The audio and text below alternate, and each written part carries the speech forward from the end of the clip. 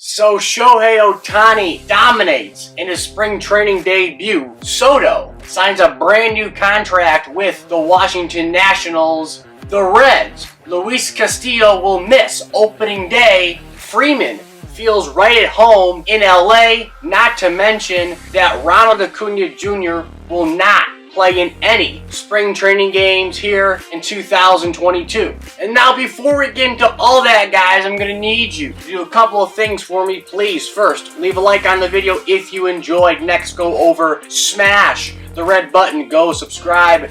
That is the best way to show your support here on the channel. Then go over, ring that bell, get notified so you know when exactly I'm uploading great baseball content here on the channel. And finally, if you want to get active, go down below in the comment section. I would love to hear your thoughts on all the stories I'll be covering here in today's video. Now that that's out of the way, let's just get on into it. Alright, first, let's start off with this Luis Castillo news. It says it appears that the Reds ace Luis Castillo will not be able to take the ball to pitch on opening day, and possibly not during the first time through the rotation because of right shoulder issues. I felt a little bit of soreness in my right shoulder once we got into training and when I got here, Castillo said. And we're just trying to work on it to get it better to be ready for the rest of the season. Now the Reds manager David Bell chimed in and said he's actually throwing distance today, like throwing long toss, so he's fine. He's got here late, and then he had a little bit of a sore shoulder that made him skip a day or two.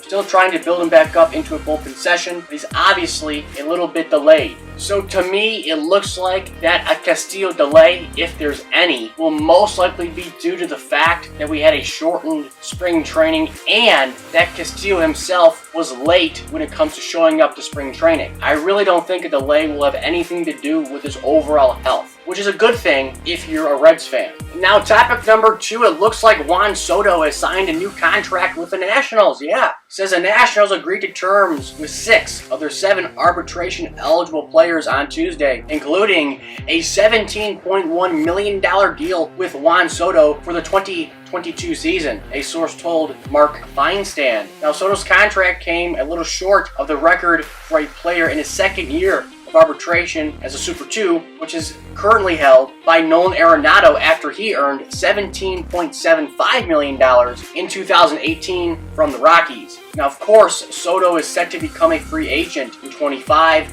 but a contract extension is a hot topic surrounding the 2021 NL MVP runner-up who hit .313 with a league-leading .465 on-base percentage last year. Now look, I don't want anybody in the comment section saying, oh, you know, the Nationals are lowballing Juan Soto, only giving him 17 point whatever million dollars. No. First of all, like the article noted, the second highest contract given to an arbitration-eligible player in MLB history. Only Nolan Arenado has gotten more via arbitration. Second, Soto already turned down an offer from the Nationals this past offseason that was said to be worth $350 million for a total of 13 years. I mean, he turned it down. That was his decision. So with that, I believe the Nationals truly do love Soto and are trying to do everything they can to keep him in our nation's capital. Now, topic number 3, Ronald Acuña Jr. will not play in any spring training games here in 2022. Now, as you know, he suffered a torn ACL back in July, which kept him sidelined from the Braves' eventual World Series championship run. Now, an article notes that Acuña has seemingly made a full recovery from that torn right ACL he suffered on the 10th.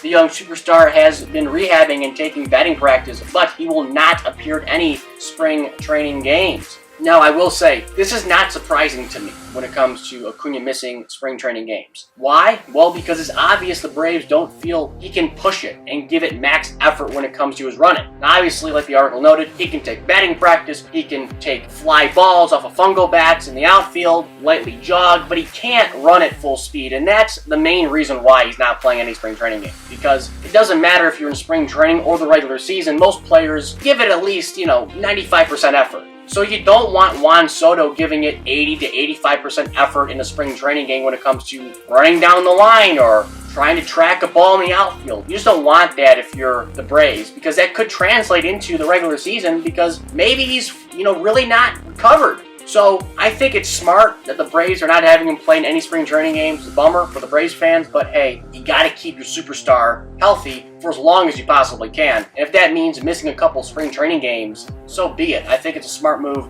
by the Bravos. Now, topic number 4, looks like that two-way superstar Shohei Ohtani and last year's AL MVP made his spring training debut on the mound for the Halos. An article notes, two-way phenom Shohei Ohtani, first start of the spring went exactly to plan. He threw 2 1/3 strong innings and struck out 5 in the Angels' 8-5 loss to the Royals on Monday. Now Ohtani threw 50 pitches, with 34 of them going for strikes. Now he has a good chance to be the club's opening day starter. Well, who the hell else are you going to get? Obviously, it's not going to be Noah Syndergaard. It's obviously Ohtani, duh. But anyways, and now he gave up 1 run on 3 hits and a hit by pitch and, came away pleased with his outing. Now Ohtani himself said, "I just wanted to get to my pitch limit and see how the hitters were reacting to my pitches. That was my main focus," he said. It's great news for Ohtani and the Angels. If he can do, what he did at the plate and add a little bit more to the mound, Angels are in good shape. I could see them grabbing the last wild card spot in the American League for sure. I think this guy's a game changer. Now the 5th and final topic involves Freddie Freeman and his spring debut in Dodger blue. It says Freeman singled in his first at-bat, slapping an opposite field liner to left field. His next time up, Freeman worked an 8-pitch at-bat before grounding into a fielder's choice. Now he was scheduled to take a 3rd at-bat, but the inning ended before his turn was due up. Now that is great news for the Dodgers and their fans. Good to see the guy they signed up for $162 million is having early success with his new squad. So that's all I got for today's video. Please like, comment, and subscribe. Comment down below your thoughts of all the topics I covered here today. And as always, I will catch you guys later.